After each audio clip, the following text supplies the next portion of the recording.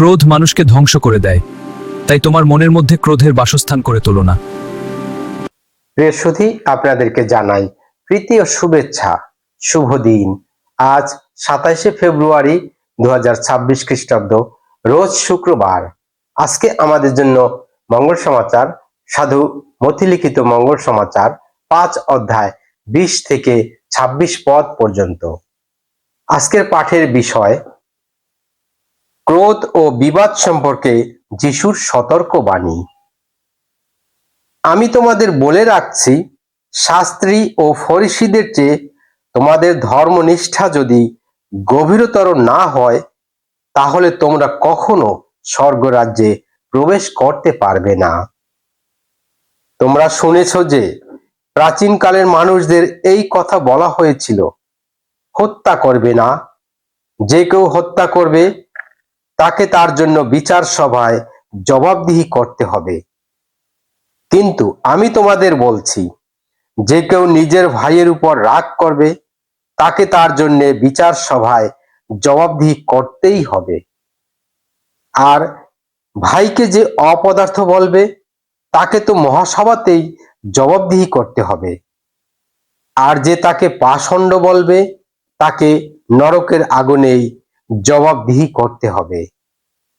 কাজেই তোমার নৈবেদ্য যজ্ঞবেদীতে উৎসর্গ করতে গিয়ে সেইখানে যদি তোমার মনে পড়ে যায় যে তোমার বিরুদ্ধে তোমার ভাইয়ের কোনো অভিযোগ আছে, তাহলে সেখানে যজ্ঞবেদীর সামনে তোমার নৈবেদ্য ফেলে রেখেই ফিরে যাও।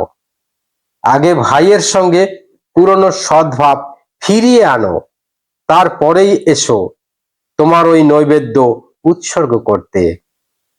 কেউ যদি তোমার বিরুদ্ধে মামলা করতে যায়, তাহলে তুমি আর দেরি না করে তোমাদের দুজনের আদালতে পৌঁছাবার আগেই সমস্ত বিরোধ মিটিয়ে নাও।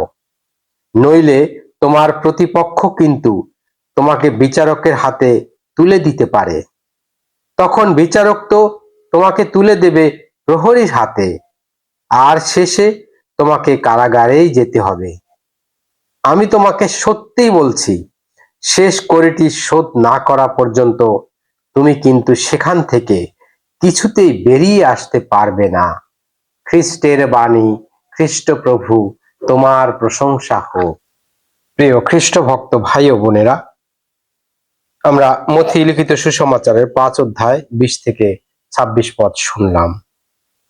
আজকে সুসমাচারে প্রভু যিশু আমাদের এমন এক ধার্মিকতার কথা বলছেন যা শুধু বাহ্যিক নয়, হৃদয়ের গভীর থেকে আসে। তিনি বলেন, তোমাদের ধার্মিকতা যদি শাস্ত্রজ্ঞ ও ফরিসীদের ধার্মিকতার চেয়ে বেশি না হয়, তবে তোমরা স্বর্গরাজ্যে প্রবেশ করতে পারবে না। এই বাণী শুনে আমরা হয়তো ভাবি, তাহলে আমাদের আশা কোথায়? কারণ ফরিসীরা তো নিয়ম খুব কঠোরভাবে পালন করত। কিন্তু যিশু এখানে নিয়মের কথা বলছেন না, তিনি বলছেন হৃদয়ের পরিবর্তনের কথা।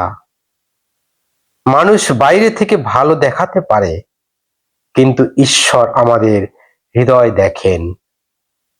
তাই যিশু বলেন, শুধু হত্যা না করলেই হবে না।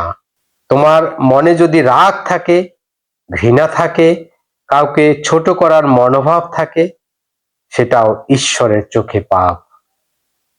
আজ আমাদের জীবনে এই বাণী কত বাস্তব।